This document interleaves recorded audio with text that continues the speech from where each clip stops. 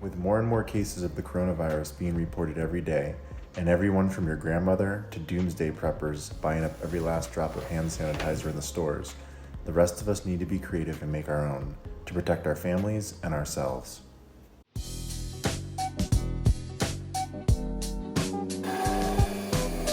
I'll show you how to use it. This is how you're going to save it.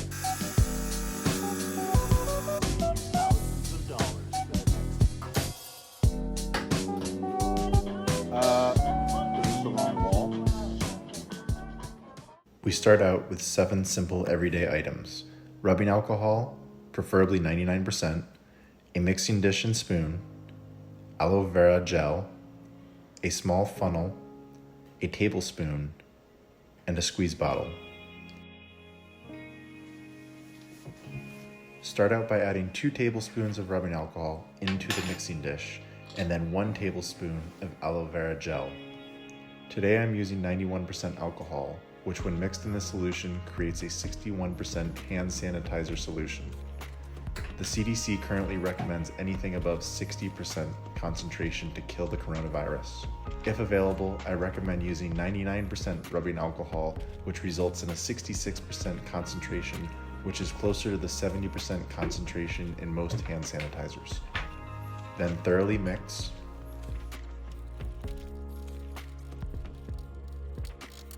Use a small funnel to pour this hand sanitizer into the squeeze bottle and then give it a final shake to make sure it's thoroughly mixed.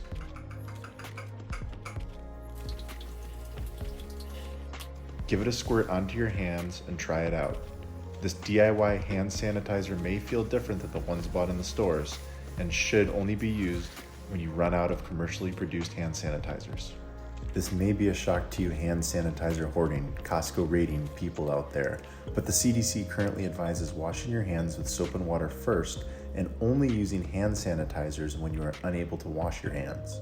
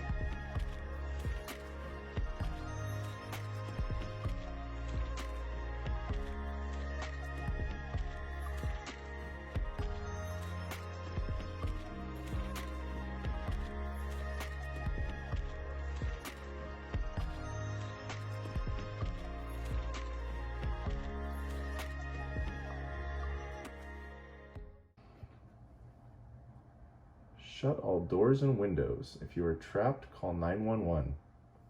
It's pretty good advice. Oh, you're still here. Click one of them. Click it. You're gonna love it. I'll wait. This one or this one. This one or this one. Click one of the videos.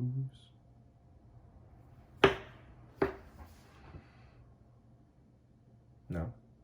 You're not gonna click it?